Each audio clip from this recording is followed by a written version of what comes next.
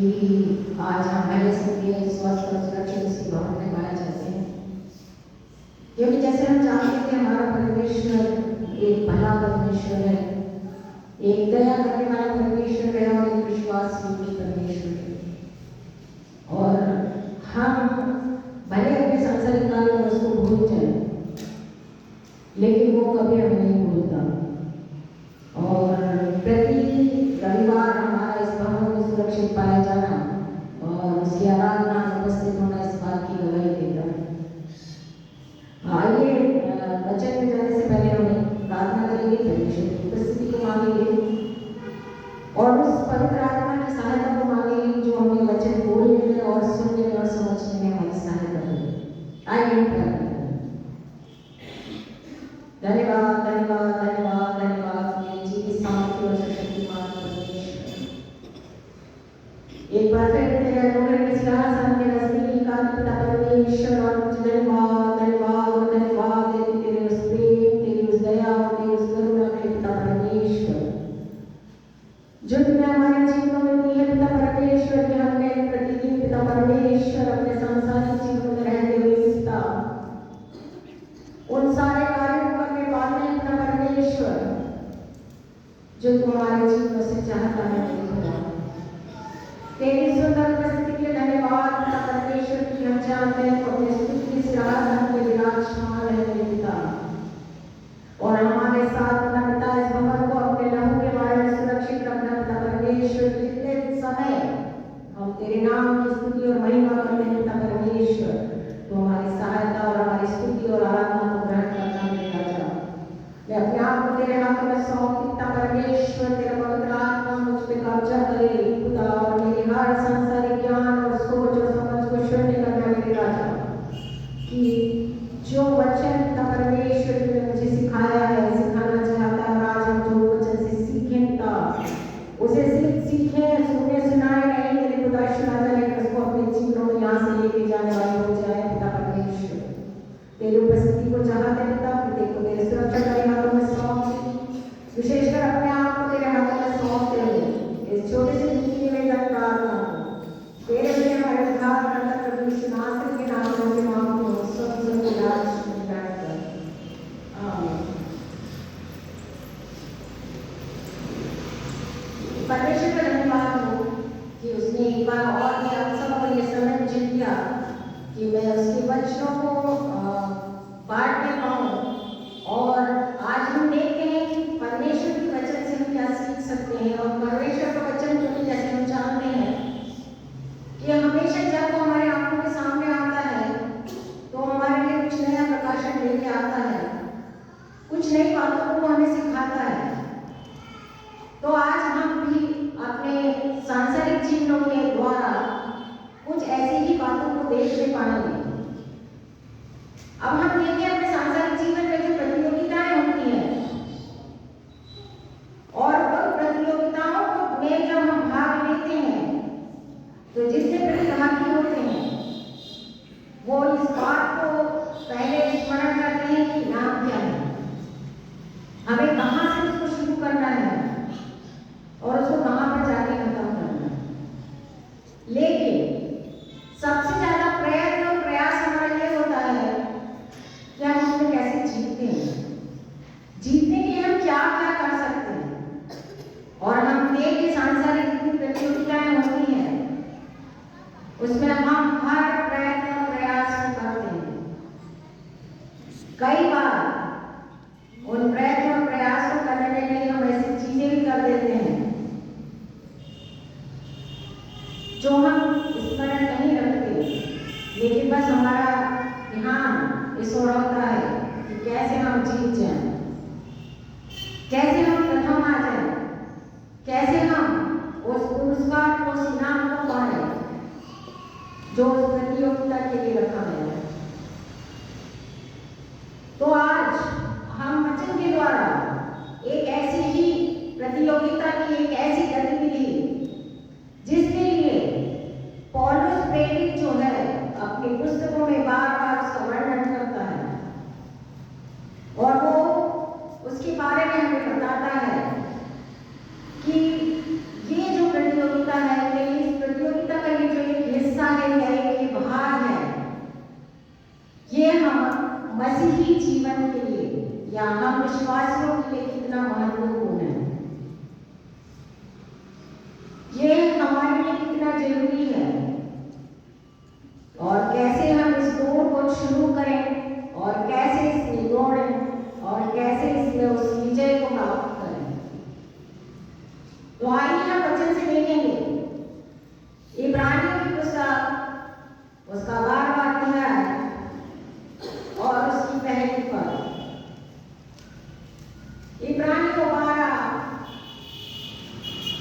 उसका पहला पद।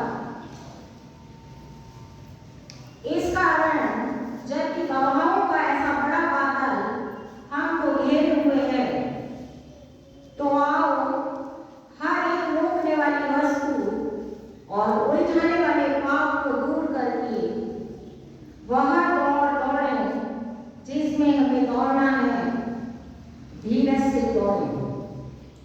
आज हम देखेंगे वह दौड़ जिसमें हमें दौड़ना है, धीरज से दौड़े। पौलुस यह कहता है कि वह दौड़ जिसमें हमें दौड़ना है। तो सबसे पहली बात यहाँ आ गई कि हमारे पास कोई चॉइस नहीं है, हमारे पास कोई ये फैसला करने का वो है नहीं कि हमें दौड़ना है कि नहीं दौड़ना है। अगर हम मसीह में हैं, हम विश्वासी हैं, और सबसे बड़ी गवाही है कि हम इस भवन में पाए जाते हैं, इसका मतलब ये है कि हम इस दौड़ में तो हैं। तो यहाँ लिखा है वह दौड़ जिसमें हमें दौड़ना है, धीरज से दौड़े। तो सबसे पहली चीज तो हम ये देखेंगे कि दौड़, यहाँ पे बच्चे चलने के लिए नहीं कह रहा है, पौलुस कह रहा है कि दौड़े। तो दौड़ के लिए हम देखें तो सांसारिक दौड़ जो होती है उसमें कुछ नियम, कुछ कायदे, कुछ कानून होते हैं, उसमें कुछ एक प्रक्रिया, कुछ स्टेप होते हैं जिसके द्वारा, जिसको हम ध्यान में रख के उस दौड़ को कंप्लीट करते हैं। जैसे कि इसकी शुरुआत कहाँ से हुई, फिर हमको कौन से मार्ग से, किस ट्रैक पे दौड़ना है, फिर हमको कहाँ तक पहुँचना है, कहाँ जाके वो हमारी दौड़ समाप्त होगी और हम उस विजय को प्राप्त करेंगे। और सबसे मेन और महत्वपूर्ण बात कि इनाम क्या मिलेगा। और ये सब चीज़ों को अगर हम करें तो सबसे पहली चीज जिसको हम देखते हैं कि हमारा लक्ष्य, क्योंकि जब हम दौड़ शुरू करेंगे तो सबसे पहले हम देखेंगे कि हमारा लक्ष्य क्या है, उस दौड़ को हमें कहाँ खत्म करना है, या ये कह सकते हैं कि हमें कहाँ तक पहुँचना है। तो ये सांसारिक दौड़ है, और हम जानते हैं कि सांसारिक दौड़ कोई सी भी हो, एक जो प्रशिक्षित होता है था उसके दौड़ने में, और एक सामान्य जो दौड़ है, जो दौड़ रहे हैं सामान्य, कभी कभी जो ऐसे नॉर्मली दौड़ जाते हैं, उसमें बहुत फर्क होता है। क्योंकि दौड़ने के भी कुछ नियम होते हैं कि हमको किस तरीके से अपने आप को प्रिपेयर करना है, कैसे शुरुआत करनी है, और शुरुआत करने के साथ साथ हमको जिस रास्ते से होकर गुजरना है, जिस मार्ग से होकर जाना है, वो हमको ध्यान रखना है। जब हम दौड़ते हैं तो हमारा ध्यान सिर्फ लक्ष्य की ओर होता है, और हम इस बात को भी ध्यान में रखते हैं कि हमारे उस दौड़ के बीच में क्या बाधा आ सकती है। और दौड़ में एक सबसे महत्वपूर्ण बात यह होती है कि क्योंकि ये एक ऐसी तेज प्रक्रिया है जो हमको, हम बहुत सारी चीजों को नजरअंदाज कर सकते हैं, हम चाह कर भी नहीं देख पाते, और हम अगर लक्ष्य की ओर ध्यान हमारा है तो हम एक सीधी दौड़, एक तेजी से दौड़ के निकलते हैं, और हम चाहते हैं कि सिर्फ हम वहां तक पहुंच जाए जहां हमें जाना है। तो यहाँ पौलुस प्रेरित ये कह रहा है कि वह दौड़ जिसमें तुम्हें दौड़ना है, धीरज से दौड़े। अब ये तो उसके नीचे का हिस्सा है, लेकिन उसके ऊपर वो कुछ बात बता रहा है। वो कहता है इस कारण जबकि हमें गवाहों का ऐसा बड़ा बादल हमें घेरे हुए है। तो ये जो 12वां अध्याय और इसकी पहली आयत जो यहाँ से शुरू हुई है, इसके पहले अगर आप लोग ने सबने पढ़ा होगा कि इब्रानियों 11 जब हम पढ़ते हैं तो जब हम पहले अध्याय के पहले पद से आखिरी तक जब जाते हैं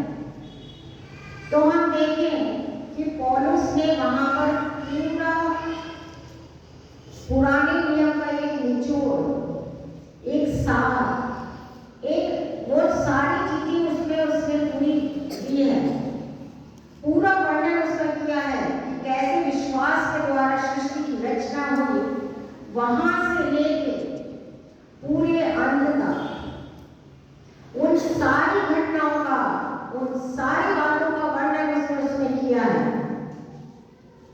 अगर हम 11वां अध्याय पढ़ें और जब पढ़ना शुरू करें और हर एक के बारे में जब हम पढ़ते चले जाएं और फिर उसको जाके हम जब पुराने नियम में पढ़ें तो हम पुराने नियम की सारी बातों को जानने पाते हैं कि किस तरीके से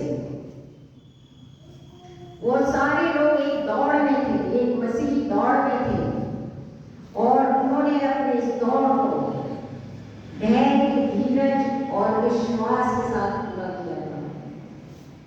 आपको जब समय मिले जरूर इब्रानियों 11 को पढ़िएगा, उसमें बहुत सारी बातें आपको, वो सारे महत्वपूर्ण घटनाएं, वो सारे महत्वपूर्ण लोग जिनके बारे में वचन हमें बताता है कि हमको किस तरीके से अपने जीवन को जीना है, किस तरीके से हमको अपने कार्यों को करना है, ऐसी कौन कौन सी गलतियां हैं जो हमें नहीं करनी है, ऐसी कौन कौन सी चीजें हैं जो हमारे इस मसीह दौड़ में हमको ध्यान रखना है, स्मरण रखना है कि जो गलतियां या जो चूक उन लोगों से हो गई वो हमसे ना हो।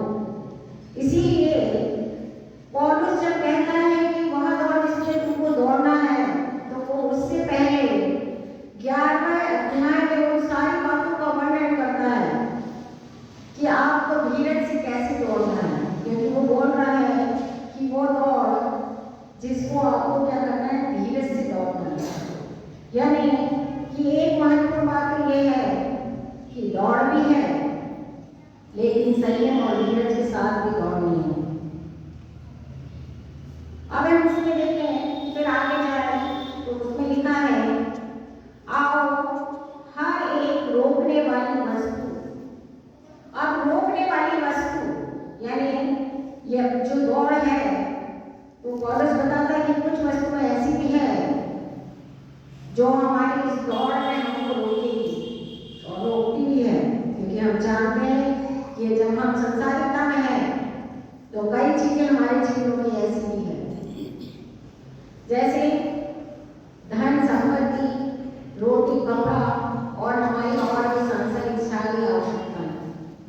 ये सारी वस्तुएं जो है वो हमको उस मसीही दौड़ की जिसमें हम दौड़ रहे हैं उसकी गति को धीमा कर देती है।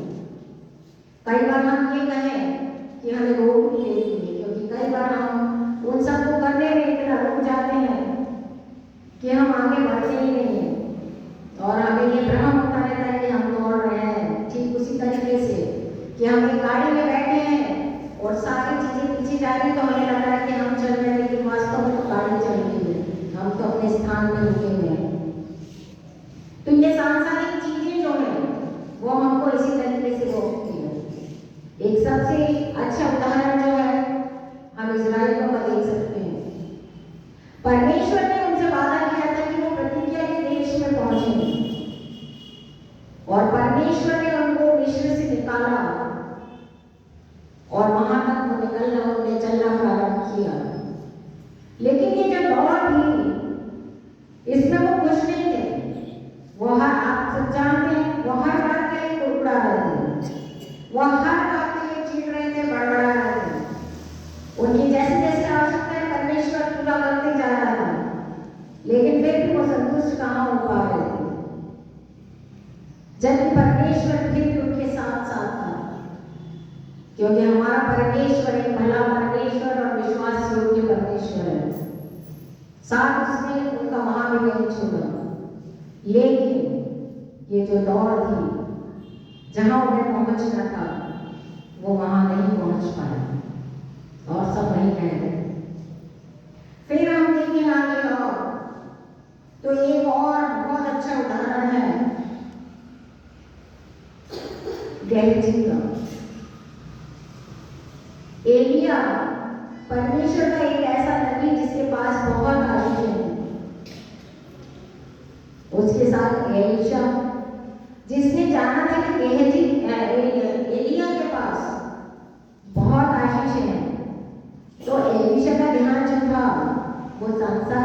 वस्तु की तरफ नहीं था, आत्मिक चीजों की तरफ था। और हम वचन में देखते हैं कि एक समय ऐसा आया कि जब लोगों ने उसको बार बार कहा कि एलिया ऊपर उठा लेने को है, तो वहां हम देखते हैं कि 3 बार एलिया ने एलीशा से कहा कि तुम यहाँ रुक जाओ, लेकिन वो नहीं रुका, क्योंकि वो जानता था कि उसका लक्ष्य क्या है, उसको क्या प्राप्त करना है। और जब एलिया ने उससे पूछा कि मुझे क्या चाहिए, तो मुझे तेरी आशीष का दुगना भाग चाहिए। तब एलिया ने एक बात कही कि अगर तू मुझे ऊपर उठता हुआ देख लेगा तो तू उस आशीष को पा ले। इट मीन्स कि तू तेरा लक्ष्य जो तुझे चाहिए वहां अगर तेरी दृष्टि बनी रही तो तू उन आशीषों को पा लेगा। और हम देखते हैं एलीशा ने किया भी, उसने एलिया को उठाए जाने की पूरी प्रक्रिया जो पूरा उसका ध्यान जो वो उसका सिर्फ लक्ष्य वो उस दौड़ में था, और उसको मालूम था कि मुझे एलिया की दुगनी आशीषें चाहिए, और उसने पा ली। लेकिन वचन हमको यह भी बताता है कि उसके बाद आया गेहजी। अगर गेहजी इसकी गंभीरता, इस दौड़ की गंभीरता को समझता तो एलीशा से वो एलिया की दुगनी आशीषें एलीशा के पास थी, और वो एलीशा से भी उसकी दुगनी आशीषें पा सकता था। लेकिन एक छोटा सा लालच, एक धन की अभिलाषा, उसने उसको उस दौर से ही बाहर कर दिया। वो वहां तक पहुंच नहीं पाया। हम सब जानते हैं कि नामान को जब आया और एलीशा ने जब उससे भेंट देने के लिए मना कर दिया, और वो जब वापस गया तो गेहजी में दौड़ लगाई, और उसने ये कहा कि आज मैं कुछ न कुछ तो लेके रहूंगा। और हम देखते हैं कि उसने उन आत्मिक आशीषों को खो दिया, और उस दौड़ में वो आगे जा नहीं पाया। वो दौड़ उसकी वही खत्म। फिर हम नए नियम में यहूदा को उदाहरण देख सकते हैं। हमें सबको पता है हनन्याह सफीरा, जिन्होंने धन के कारण एक झूठ बोला, और वो भी उस दौर से बाहर हो गए। लेकिन जब कई उसको हम देखते हैं कि उसने उस दौड़ को की गंभीरता को जब समझा कि जीतने के लिए, लक्ष्य तक पहुंचने के लिए मुझे क्या चाहिए, तो यीशु मसीह को उसको कहने की जरूरत नहीं पड़ी। उसने स्वयं कह दिया कि मैंने जितना जिससे जैसा लिया है मैं उसको लौटा देता हूँ। उसने धन संपत्ति और इस रोकने वाली वस्तु जो उसको उस लक्ष्य की दौड़ में उसकी बाधा उत्पन्न कर सकती थी, उसको रोक सकती थी, उसने उनको दूर किया, और वो उस लक्ष्य तक पहुंच गया। यीशु मसीह ने कहा कि आज इस घर में उद्धार आया है। तो पहली चीज आज हमको वचन से हमारे लिए सामने आती है कि जब हम इस मसीही दौड़ में हैं तो कहीं सांसारिक ऐसी कोई वस्तु हमें तो नहीं रोकती है, कहीं हम रुक तो नहीं गए, कहीं हम इनको कमाने के चक्कर में इनकी अभिलाषाओं में फंस के कहीं ऐसा तो नहीं है कि हमारी दौड़ धीमी हो गई है या हम अपने लक्ष्य से भटक गए। फिर हम आगे और दूसरी बात देखें। फिर अगली चीज है उलझाने वाले पाप को दूर करना। उलझाने वाला पाप, तो यहाँ पे ये चीज भी स्पष्ट है। यहाँ हम सब जानते हैं क्योंकि वचन हमने सबने पढ़ा और बहुत अच्छे से हमें स्मरण है कि ऐसी कौन कौन सी चीजें हैं जो हमको उलझा सकती है। एक छोटी सी हमारे चीजों की बात हम ले लें तो झूठ। हम एक झूठ बोलते हैं, फिर उसको बचाने के लिए दूसरा झूठ बोलते हैं, फिर और उसके लिए फिर तीसरा बोलते हैं, और कब ये हमारी आदतों में शामिल हो जाता है हमें पता ही नहीं चलता। फिर हम एक छोटी हर छोटी बात के लिए झूठ बोलते जहाँ हमारा नुकसान भी नहीं हो रहा।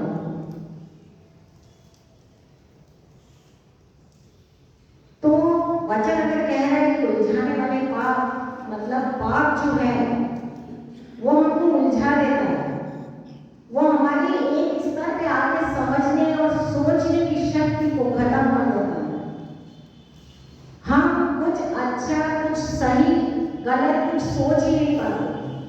हमारा ध्यान तो सिर्फ वही है कि जहां हम जो काम कर रहे हैं।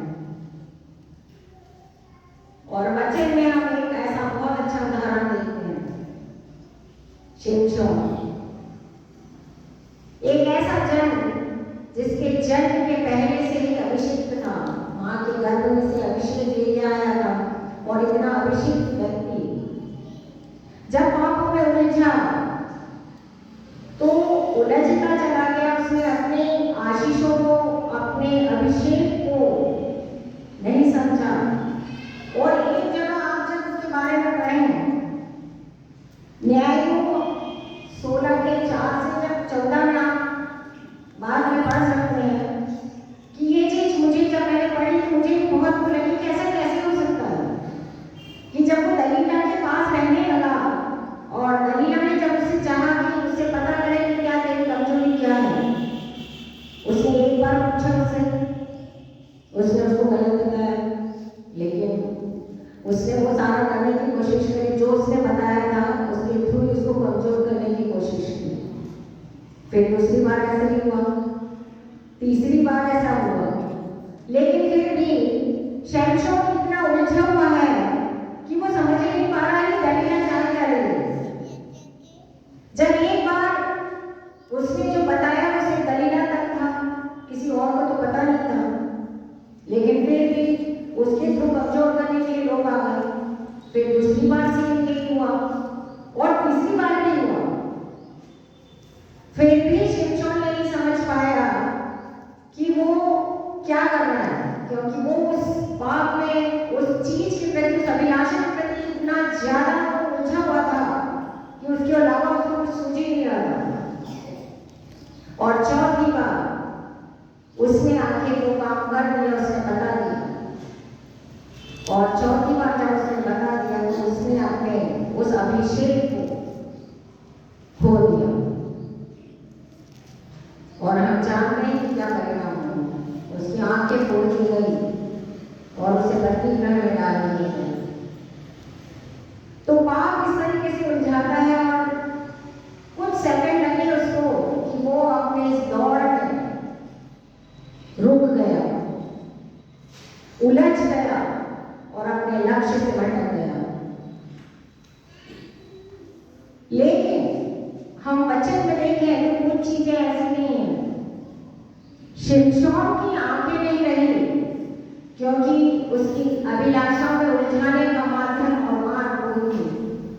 क्योंकि अब शिमशोन के बारे में मुझे बताने की जरूरत नहीं, आप लोग सब जानते हैं कि उसकी अभिलाषा क्या थी और वो उसने किस तरह से अपने अभिषेक को खोया था।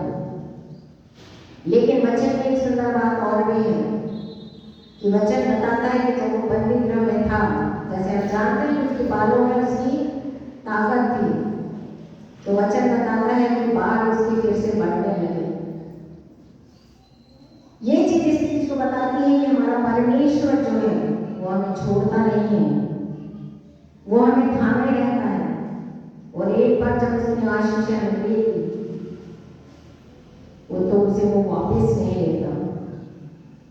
ठीक उसी तरीके से कि अगर हमने किसी को कोई गिफ्ट दिया, कोई भेंट दी, तो जिसको देगी वो उसकी हो गई, हम उसको वापस जाके नहीं लेते। ऐसे ही हमारा परमेश्वर भला परमेश्वर है। और शिमशोन के जीवन में हम देखते हैं कि जब उसको तमाशे के लिए बांध दिया गया तो उसने एक बार फिर अपने परमेश्वर से के आगे अपनी अभिभाव के लिए प्रार्थना को रखा और परमेश्वर ने उसको मौका दिया। और वचन ऐसा बताता है कि उसने अपने जीवित रहते हुए इतने लोगों को नहीं मारा था जितना उसने वो अपने लास्ट समय में मारा।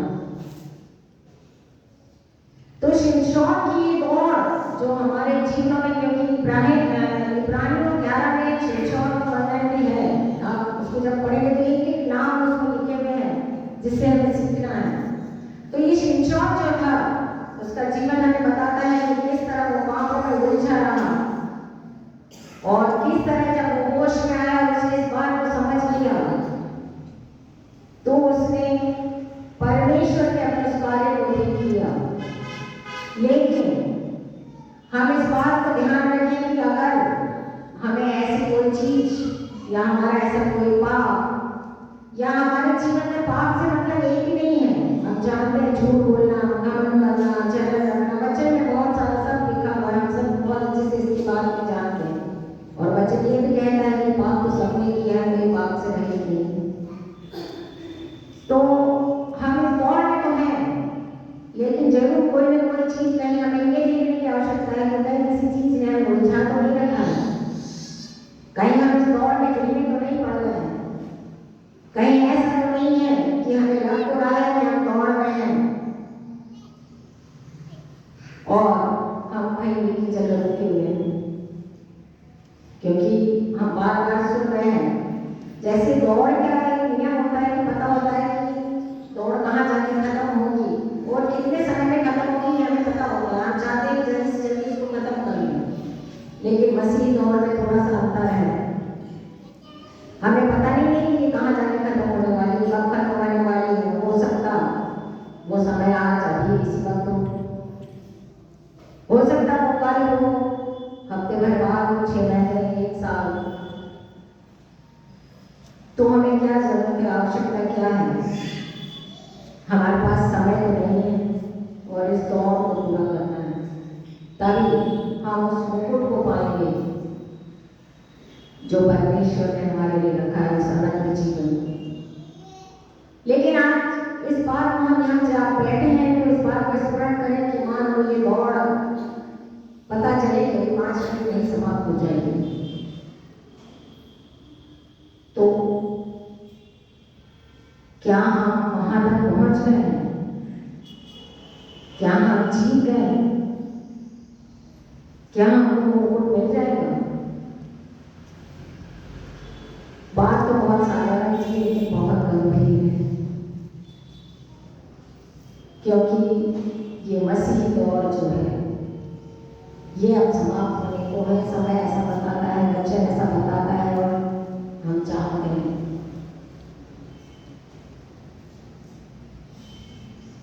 तो हमें क्या करना है? आज मैं इस वचन को बोल रही हूँ लेकिन मैं भी नहीं जानती हूँ कि क्या मैं इस दौड़ को पूरी कर पाऊंगी। क्योंकि पौलुस जब हमें ये कह रहा है तो हम ये देखें कि वो ऐसे नहीं कह रहा है। वचन में पौलुस ने कुरिन्थियों में, फिलिपियों में और इब्रानियों में अपने हर लगभग बागवतियों में दौड़ का वर्णन किया है और वो बार बार कहता है। हम उसको पढ़ सकते हैं, निकालेंगे हम फिलिपियों 3 12 से 14।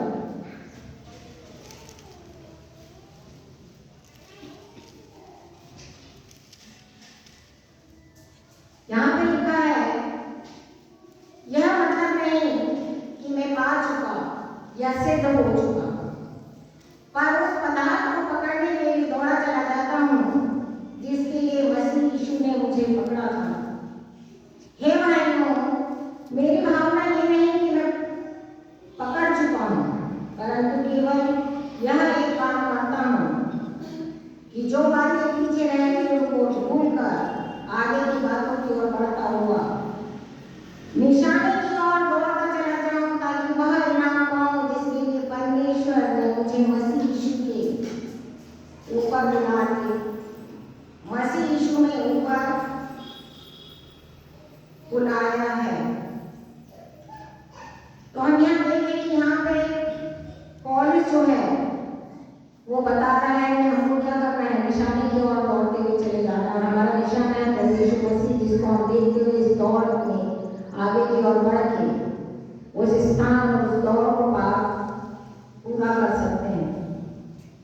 हम पहला कुरिन्थियों निकाल सकते हैं, उसमें भी इस चीज को हम पढ़ सकते हैं।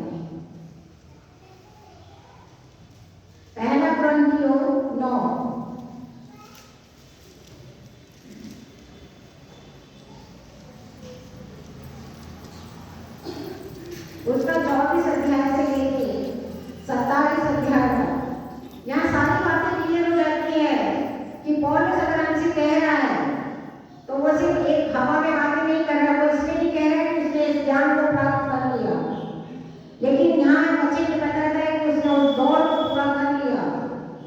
और कैसे पूरा किया वो इस वचन में वो बताता है। लिखा है, क्या तुम नहीं जानते कि दौड़ में दौड़ते तो सब हैं, परंतु इनाम एक ही ले जाता है। तुम वैसे ही दौड़ो कि जीतो। हर एक पहलवान सब प्रकार का संयम करता है, वह तो एक मुरझाने वाले मुकुट को पाने के लिए यह सब करते हैं, परंतु हम तो उस मुकुट के लिए करते हैं जो मुरझाने का नहीं। इसीलिए मैं तो उसी रीति से दौड़ता हूँ, परंतु लक्ष्य भी नहीं।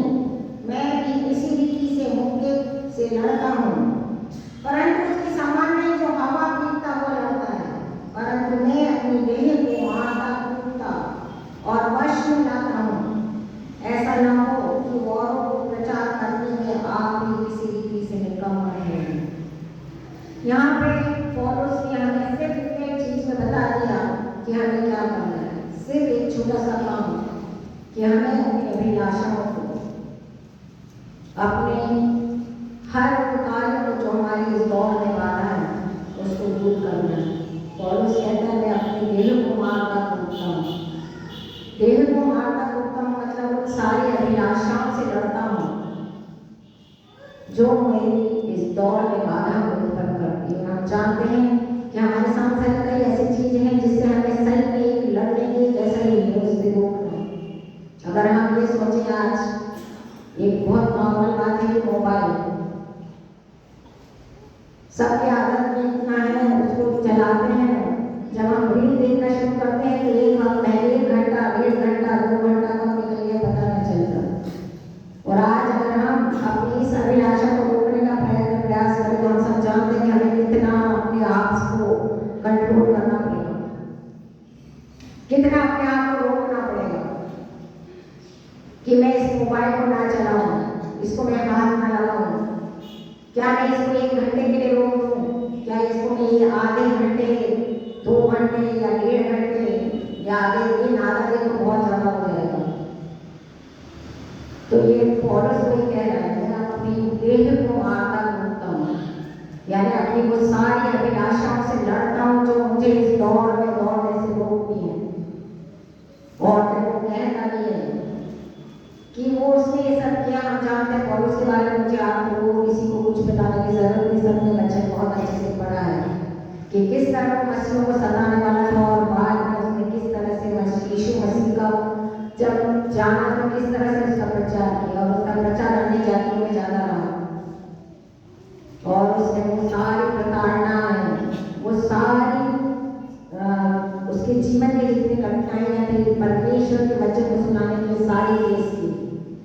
और यहाँ पे आके वो बोल रहा है कि मैं ऐसे नहीं बोल रहा हूँ, हवा में बात नहीं कर रहा हूँ। वो बोल रहा है ना, लास्ट हम पढ़िए फिर इस वचन को खत्म करेंगे।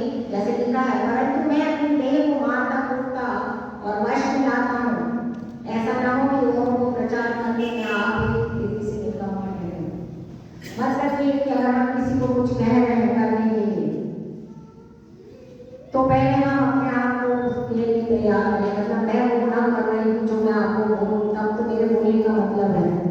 तो पौलुस भी यही कह रहा है, उसने ये सब किया है इसलिए वो हमसे कह रहा है कि आप जब इस दौड़ में हैं, क्योंकि हमारे पास यहाँ दौड़ जैसे वचन में परमेश्वर ने अपना भी हर चॉइस रखी है, अच्छा बुरा सही गलत सब हमको चॉइस करना है। लेकिन जब हम मसीह में हैं और हम बचपन से परमेश्वर को जानने वाले लोग हैं तो हम तो इस दौड़ में है, यहाँ हमारे पास चॉइस ही नहीं है। और जब इस दौड़ में है तो इसको जीतने के लिए रोकने वाली वस्तुओं और उलझाने वाले पाप, इनसे हमको लड़ना पड़ेगा। और इसके लिए हमको अपनी देह को मारना कूदना पड़ेगा। ऐसी चीजों को जो हमको इस मार्ग से भटकाती है उससे हमको अपने आप को दूर करना पड़ेगा, तब हम जाके इस कार्य को करने पाएंगे।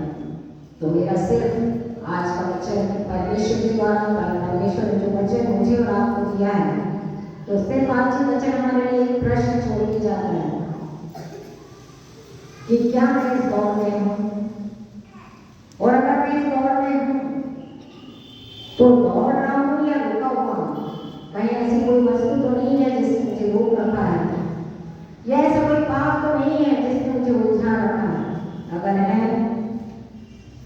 तो हमारे पास आज अभी इस वक्त समय है कि हम इस बात को अपने जीवनों में स्मरण कर लें, हम अपना अपना आंकलन स्वयं कर लें और इस निर्णय को कर लें कि क्या मुझे वो मौका चाहिए, क्या मैं एंड लाइन तक पहुंचना चाहता हूँ, क्या मैं अपनी दौड़ पूरी करना चाहता हूँ। अगर करना चाहते हैं तो सिर्फ इतना ही है कि हमें अपने लक्ष्य की ओर ध्यान रखना, और हमारा लक्ष्य यीशु मसीह और वो सियोन देश और वो स्वर्ग और वो परमेश्वर जहाँ हमें पहुंचना है। परमेश्वर ने बच्चों के द्वारा आशीष